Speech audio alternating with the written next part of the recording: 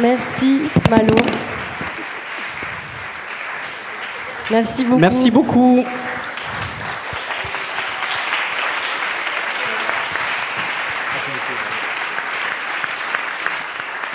Merci Malo. Ouais, je remets. Alors comme le disait Max, c'est vrai que c'est chouette parce qu'on a vraiment besoin. Enfin, il y a plein de manières de lutter pour un monde plus juste, ce qui est souvent très fatigant. Et on a besoin de poésie, de beauté, donc ça fait du bien. Et on a beaucoup parlé donc de l'alimentation des saumons d'élevage. Maintenant, on va parler des saumons en tant que choix alimentaire pour nous et de l'imaginaire collectif qui a été très longtemps développé par les industriels qui nous ont dit que les saumons, c'était très bon pour la santé, que c'était une super alternative écolo face à la viande rouge, que c'était bon pour les oméga 3. Mais qu'en est-il vraiment ? On va le savoir avec Sébastien Demange, donc le docteur spécialiste en médecine générale et membre de l'ONAV, donc l'Observatoire national des alimentations végétales, qui va nous parler de santé, de nutrition et de la désinformation qu'il existe autour de la consommation de saumon. Et ensuite, on aura Phoebe Amalia Dunn, qui était donc dans les fourneaux juste à côté parce qu'elle nous prépare un super buffet pour tout à l'heure. Et donc Phoebe, c'est la chef du restaurant L'Embuscade à Pigalle, un restaurant afro-vegan. Et donc Phoebe a fait de l'alimentation végétale son métier et aussi un outil puissant et une forme de résistance. Mais elle sera bien plus à même d'en parler que moi. Donc je laisse la parole d'abord à Sébastien.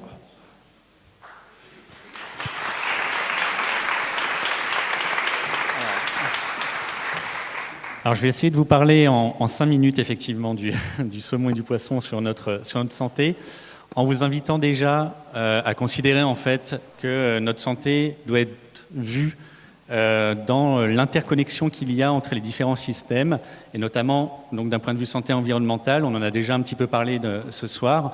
On sait que la consommation de poissons, ça nuit beaucoup à l'environnement, par des pollutions plastiques, par également des problèmes sur la régulation des gaz à effet de serre. Et donc, la consommation de poissons, ça contribue en fait au changement climatique. Si on parle d'un point de vue santé animale, forcément, c'est pas une très bonne chose pour eux qu'on consomme du poisson. Encore pire s'il est effectivement en élevage industriel. Mais dans tous les cas, voilà, c'est assez compliqué de considérer la santé animale dans l'élevage industriel. Et notamment donc l'élevage de poissons qui nécessite en fait encore plus de poissons pour nourrir les saumons et du coup en plus une baisse, comme on en a déjà parlé aussi, sur la biodiversité, et tout ça cause quand même des gros problèmes d'un point de vue systémique justement. Après, on pense souvent à la santé humaine et on nous dit souvent que manger du poisson c'est bon pour la santé humaine, et on nous dit bah oui, et les oméga 3 dans tout ça, comment on fait ? Alors, on est un peu entre deux courants, on va dire. D'un côté, les recommandations qui nous disent qu'il faut manger plus de poissons pour avoir les oméga 3, et les mêmes recommandations qui nous disent attention, ne mangez pas trop de poissons parce qu'il y a des problèmes de métaux lourds, il y a des problèmes de plastique dans le poisson, et on est un peu pris là-dedans, en sachant qu'en France, globalement, on a des apports qui seraient insuffisants en fait en oméga 3 type DHA qu'on trouve dans les poissons, et du coup, ça pose plein de questions. Plein de questions auxquelles on peut un petit peu répondre, c'est-à-dire que les études qui nous montrent que l'intérêt de la consommation de poissons pour la santé humaine, elles oublient souvent deux biais. La première, c'est que quand on consomme plus de poissons, on consomme moins de viande rouge, et une partie en fait des bénéfices qu'on peut avoir sont dus à la diminution de la consommation de la viande rouge. Et l'autre partie qui est rarement considérée, c'est les inégalités sociales de santé. Et en fait, la consommation de poissons de manière importante est un marqueur d'une certaine classe sociale. Et spoil, quand on est riche, on est en meilleure santé. En gros, pour faire un résumé sur les inégalités sociales de santé, c'est plus facile d'être en bonne santé quand on est riche. Et du coup, on a aussi un facteur de confusion à ce niveau-là. De plus, quand on regarde dans les études, finalement, on parle du poisson pour notamment la santé cardiovasculaire. Et quand on regarde dans les études, les personnes qui ne consomment pas du tout de poisson, on se rend compte qu'elles ont une meilleure santé cardiovasculaire encore.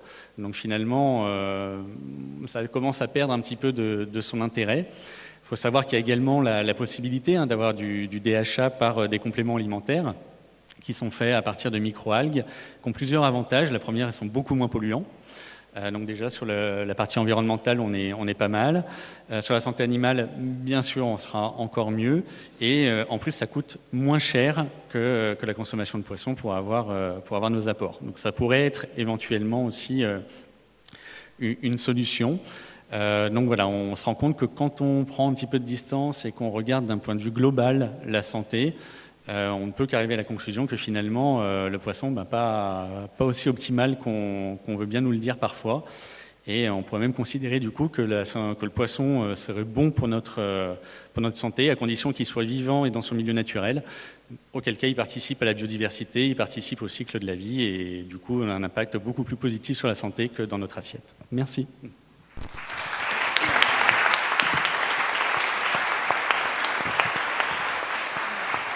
Merci beaucoup, merci Sébastien. Alors maintenant, je vais vous présenter un travail phare qu'on a fait avec l'enquête Pink Bombs, qui est donc le tableau des choix alimentaires. En fait, ce tableau, vous allez le voir, en fait là on vadrouille dans le site et vous allez le voir apparaître. Il y a la version très simplifiée que vous pouvez découvrir aussi, je crois qu'elle est en plusieurs exemplaires dans la salle. Vous pouvez l'accrocher à votre frigo et on a une version accessible en PDF détaillée et très détaillée.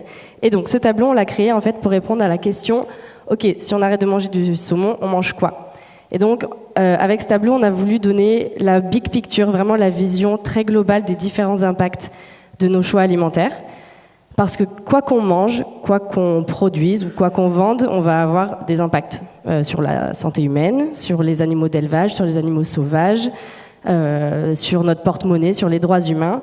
Mais on peut choisir de consommer, de produire ou de vendre des options alimentaires qui ont un impact plus léger sur tout ça. Et vous l'avez compris, avec la vision systémique, c'est mieux de comprendre la globalité des impacts et de tous les prendre en compte, au moins le plus possible. Donc voilà, là vous avez la méthodologie, c'est vraiment un tableau un travail assez détaillé que vous pouvez découvrir en ligne. Et puis, je vais donner maintenant, mais pour parler de nourriture, on va donner la parole à Phoebe, dont c'est le métier, et elle sera bien plus à même que moi de parler d'alimentation et nourrir vraiment notre réflexion au-delà de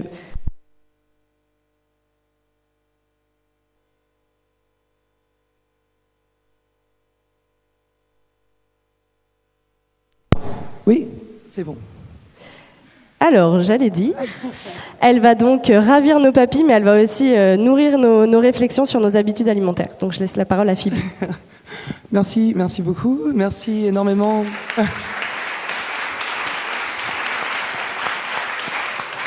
Vous applaudissez, mais vous ne savez pas si vous allez bien aimer ce que j'ai préparé à manger, donc En tout cas, merci beaucoup Systémique de m'avoir invité, merci beaucoup l'Académie du Climat pour créer cet espace où on peut échanger des idées et aussi apprendre. On peut parler des choses très importantes comme la surpêche, comme notre propre consommation. Et moi, je suis là aussi pour vous parler de l'inclusivité et d'où je viens.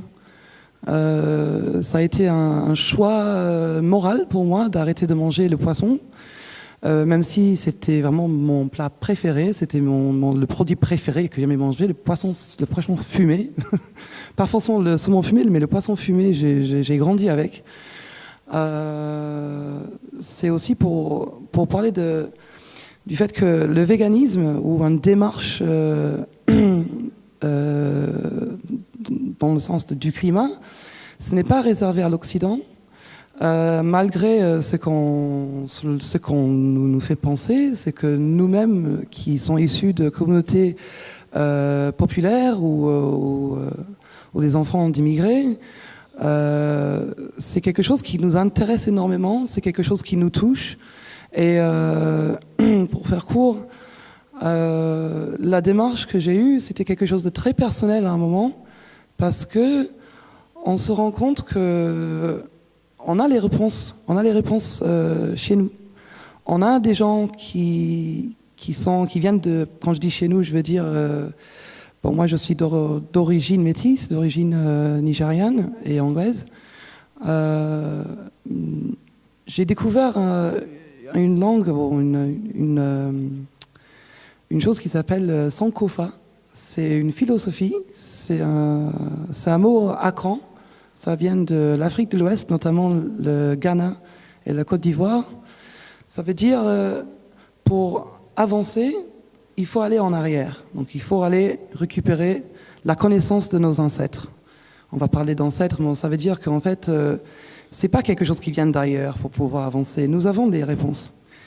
On a énormément de produits qui viennent, par exemple, du continent africain, qui sont véganes, qui sont très bons pour la santé, qui peuvent, soi-disant, remplacer des choses qu'on nous a imposées. C'est-à-dire, par exemple, le cube bouillon, ou un certain type de sel, ou, par exemple, le saumon. Le saumon, ce n'est absolument pas africain. Il y en a beaucoup qui vont manger, ils vont croire qu'il faut manger du saumon fumé à Noël.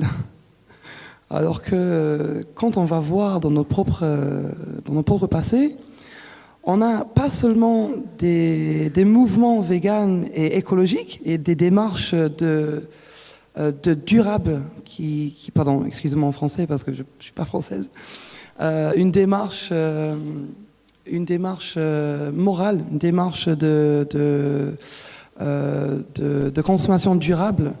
On a ça déjà énormément dans des pays africains et dans des communautés. Et ici, on a tendance à croire que ça ne vient pas du tout de chez nous. Mais en fait, ce n'est pas vrai. Et c'est pour ça que je crois que l'inclusivité est très très importante. Dans le mouvement climat, c'est très important parce qu'en fait, ça nous engage tous. Et c'est à l'intérêt de tout le monde.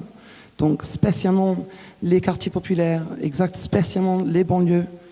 C'est pour ça que je voulais aussi parler de banlieue climat. C'est un mouvement auquel j'adhère énormément. C'est très important parce qu'ils ne vont pas le faire pour nous, et c'est à nous de le faire. Et je vous remercie énormément à Systémique de m'avoir invité. Et aussi pour pouvoir partager avec vous mon univers culinaire. J'espère que ça vous plaira. Voilà, il y aura quelques éléments qui peut-être vous ne connaissez pas, peut-être vous connaissez. Par exemple, le baobab, le fruit du baobab, c'est un arbre emblématique d'Afrique. Et le fruit du baobab est extrêmement riche en calcium, extrêmement riche en fer, de magnésium, spécialement pour les sportifs, pour la récupération sportive. Elle est top. Et on nous fait boire du lait en poudre en Afrique de l'Ouest. C'est incroyable. Alors qu'on a le jus de baobab qui est 2 fois plus riche en calcium. Donc je termine avec ça et j'espère que vous allez aimer mon jus de baobab que j'ai fait. Merci.